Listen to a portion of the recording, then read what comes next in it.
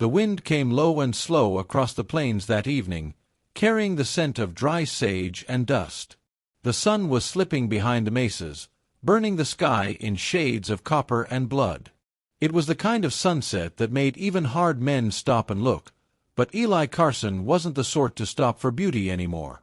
He'd been riding since dawn, his horse lathered and tired, his canteen long dry. A week ago he'd buried his last partner up near Silver Creek after a gunfight that went bad. Since then, he'd had no reason to linger anywhere. Just one more nameless drifter heading nowhere in particular. The town of Willow Bend appeared out of the heat haze like a ghost, a handful of weathered buildings, a church steeple, and the faint promise of water. He figured he'd find a drink, a meal, maybe a bed for the night. But fate, as it often did, had other plans. A mile outside town stood a lonely cabin, small and gray against the golden fields. Smoke rose from the chimney, thin and pale against the sky. Eli noticed it as he rode past, not because it looked welcoming, but because it looked alive. He was halfway past when he heard it, a sound so faint he almost thought it was the wind. A cry. A child's cry. He pulled the reins, listening. There it was again, sharp, scared, desperate. He kicked his horse and rode toward it. The cabin door was half open, banging softly in the wind. Inside, the air was thick with the smell of smoke and fear. A little girl stood near the hearth, her small hands pressed against her face. The fire had jumped from the stove to the old curtains, licking up the wall like a living thing. Without thinking, Eli was off his horse and through the door. He grabbed a blanket, smothered the flames, coughed through the smoke, and threw open the window to let the air clear. When it was done, he turned and saw her, the girl, maybe 6 years old, staring up at him with tear-streaked cheeks and eyes too wide for her tiny face. "You hurt, kid?" he asked, rough but gentle. She shook her head. "Mama's outside. She fell." Eli went cold. "Where?" She pointed toward the back. He ran out, boots crunching the dry dirt, and found the woman a few yards away, collapsed near a water barrel. Her hair was dark, tangled, her dress torn where she tried to haul the bucket. Her breathing was shallow, her skin hot with fever. He knelt beside her. "Ma'am." Her eyes fluttered open, hazel, full of pain and confusion. "The fire," she whispered. "It's out," he said. "You're safe now." He carried her inside, laid her on the worn sofa, and told the little girl to fetch water. The child obeyed without a word, her tiny bare feet pattering on the wooden floor. Eli found some herbs and cloths, did what he could to bring down the fever. He wasn't a doctor, but life on the trail had taught him more about wounds and sickness than he cared to know. By the time the woman stirred again, the light outside had faded into deep blue. "Who are you?" she asked, her voice hoarse. "Name's Eli Carson," he said. "Just passing through." "You were in trouble." She tried to sit, winced, and fell back. "I was fetching water. The heat. I must have fainted." "You're lucky your girl cried out when she did," Eli said quietly. The woman looked toward her daughter, who was now curled up on a chair, watching them both. A faint smile touched her lips. "That's Clara. She's all I got left." Eli nodded. "You've got spirit, miss. Not many keep a home this far from town." "I didn't have much choice," she said softly. "My husband built this place. Died last winter. I've been trying to hold it together since." Eli said nothing. He knew what it was to lose everything, to keep walking when there was nothing left to walk toward. Later that night, as the wind moaned against the windows, Eli sat by the dying fire. The woman slept fitfully on the couch, her face pale but peaceful now. Clara sat near him, hugging her knees. "Thank you, mister," she said finally. He looked over. "For what?" "For saving Mama. And the house. I thought maybe the angels were taking her." Eli's throat tightened. "She's strong, kid. She'll be fine." Clara studied him a long time, eyes curious, innocent. "You don't have a family?" He shook his head. "Not anymore." "Neither do we," she said simply. Then, after a pause that felt too long for such a small voice, she added, "Uncle, will you marry my mama?" The words hung in the air, soft, pure, devastating. Eli stared at her, caught off guard. "What makes you say that, little one?" She shrugged, serious as only a child can be. "Mama cries at night. She thinks I don't hear, but I do. I asked God to send somebody to help us. Then you came." Eli didn't know what to say. The fire popped. Outside, the coyotes began their lonely songs. He finally managed, "I think God just wanted me to put out a fire, that's all." Clara leaned closer, whispering as if afraid to break a spell. "Mama says good men don't stay. Please be the one who stays." Then she curled up and fell asleep beside the hearth, the flames painting her small face gold. Eli sat there for a long time, staring into the embers, his heart heavy with something he hadn't felt in years, belonging. By dawn, the fever had broken. When the woman woke, the air was cool and clean, and the smell of fresh coffee filled the room. Eli was already up, fixing the door that had nearly come off its hinges. "You didn't have to stay," she said softly. "I don't leave a job half done," he replied. She studied him, the worn hat, the unshaven jaw, the quiet steadiness in his eyes. There was something guarded there, something wounded but kind. "Clara told me what she said to you," she murmured. "I'm sorry. She's just a child." Eli gave a faint smile. "Kids see things we forget how to look for." The woman looked away, embarrassed. "I didn't even ask where you're headed." "Nowhere special," he said. "Just riding." "Then maybe," she hesitated, "maybe you could stay for breakfast. I owe you at least that much."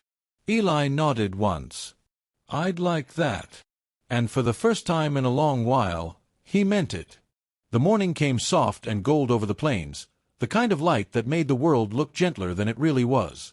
Dew clung to the long grass, and the smoke from the cabin chimney curled upward in lazy spirals. Eli Carson stood outside, rolling his shoulders as the sun warmed his back. His horse grazed nearby, tail flicking at flies. Inside, he could hear Clara's laughter, high, bright, like birdsong. For a moment, it didn't sound like a house touched by sorrow. He'd planned to leave before dawn. He'd even saddled up. But something, maybe that small voice from last night, had kept him from riding off. The door opened, and Clara came skipping out barefoot, carrying a tin cup with both hands. "Mama says thank you for fixing the door," she said proudly. "And for the firewood. She made biscuits, real ones." Eli smiled faintly. "That's so. Well, I guess I can't turn down a biscuit." Inside, the widow, Mary Evans, she told him, was standing near the stove, her hair tied back, cheeks still pale from her fever. She moved carefully, but there was strength in the way she stood. "You should be resting," Eli said. "I've rested enough," she replied, offering him a cup of coffee. "I don't take kindly to lying idle when there's work to be done." He accepted the cup. "You sound like somebody who's been fighting the world on her own for a while." Mary gave a faint smile. "The world doesn't care much who wins the fight, Mr. Carson. It just keeps spinning." For a while, they ate in silence, the kind that wasn't awkward, just full of things that didn't need saying. Clara chattered about her garden, her goat, the doll she'd made from an old flour sack. Eli listened, half smiling, the way a man listens when he's remembering what peace sounds like. When breakfast was done, he stood and reached for his hat. "You've got a fine place here. Needs a little fixing, but it's worth holding on to." Mary's eyes darkened. "The bank doesn't think so. They've been after me since my husband died. Said they'll take the land if I don't make the next payment." Eli paused. "You got anyone to help?" She shook her head. "No one left. Folks in town keep their distance. A woman alone, they whisper more than they lend a hand." He looked toward the fields, dry and hard, but not hopeless. "If you've got seed, I can help you plant. Owe you that much for breakfast." Mary studied him a long moment, trying to read the truth in his weathered face. Then she nodded. "If you're sure." He was. By noon, the sun was fierce. Eli worked shirtless in the field, his back glistening with sweat, muscles moving like the steady rhythm of a plow horse. Clara followed him with a bucket of water, proud to be his assistant. Mary watched from the porch, her heart pulling in two directions, gratitude and fear. She'd known men like him before, wanderers, kind for a while, but gone when the wind changed. Yet there was something different in Eli's silence, in the careful way he spoke to her daughter, never harsh, never hurried. That evening, after the fields were done, Eli mended the roof where the rain had leaked through. When the last board was nailed, the sun was dipping low again, painting the sky with fire. "Thank you," Mary said quietly, bringing him water. "You've done more in one day than I've managed in weeks." Eli nodded. "Just needed fixing. That's all." She hesitated. "You could stay a while, until the harvest, maybe. I could pay you a little, once I sell the grain." He looked at her, then away. "I don't take pay from folks who need it worse than I do." "Then stay for supper," she said. "That's payment enough." He almost said no, but Clara's hopeful face decided it for him. Supper was stew and cornbread, simple but warm. Afterward, Clara brought out a small wooden box filled with treasures, a button, a feather, a smooth stone shaped like a heart. "This one's for you," she said, handing Eli the stone. He frowned slightly. "You sure?" She nodded solemnly. "It's lucky. You keep it, you'll stay safe." Mary smiled. "She gives those only to people she likes."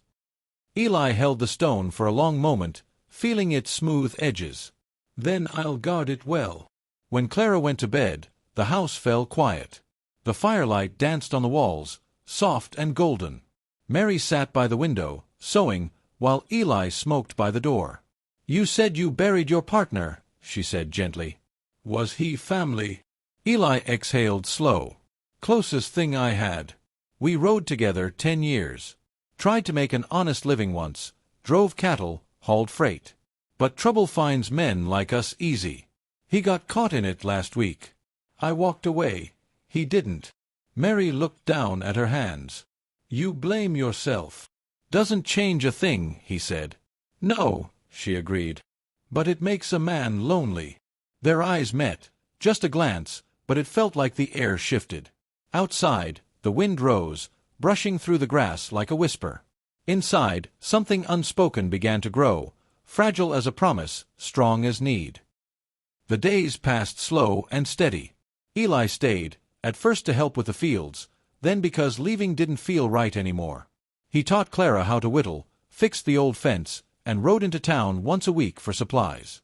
Folks stared when they saw him, the stranger with the widow and her child, but no one dared speak against him. At night, he'd sit by the porch with Mary, watching the stars burn bright over the open land. Sometimes they talked, sometimes they didn't. It didn't matter. One night she said softly, "You've changed this place, Eli. It feels alive again." He smiled, looking at her, really looking. Maybe it was waiting for someone to stop running. She didn't answer, but he saw the shimmer of tears she tried to hide. Then Clara's small voice came from the doorway. "Mama, can Eli stay forever?" Mary blushed. "Clara." Eli chuckled, low and rough. "That's up to your mama, little one." Clara yawned. "God sent you, I think. I told him we needed somebody brave." Mary's heart twisted. She looked at Eli, the man who'd walked out of the desert like an answer to a prayer she'd never dared to say. When Clara went back to bed, Eli rose to leave, hat in hand. "I should turn in. Early start tomorrow." Mary stood too. "Eli." He turned. "Whatever happens, thank you. For everything." He stepped closer, the space between them charged and fragile.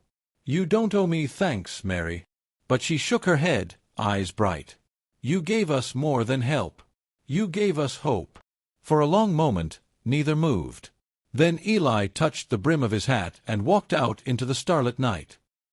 At dawn, Clara woke to find his saddle gone from the porch. She ran outside, calling his name, but the plains were empty. Mary stood in the doorway, heart sinking. She'd known he would leave. Men like him always did. But the loss hit harder than she expected. Then, near the well, she saw it, a small, smooth stone lying atop a folded note. The note read, "You and Clara don't need saving. You just needed someone to remind you how strong you already are. But if ever the fire burns too high, look west. You'll find me." Tears blurred her vision as the wind lifted the edges of the paper. Clara picked up the stone, clutching it to her chest. "He'll come back, Mama. I know he will." Mary smiled through her tears. "Maybe, sweetheart. Maybe." She looked out across the wide, golden plains, and for the first time since her husband's death, she felt something stir deep in her chest. Not sorrow. Hope.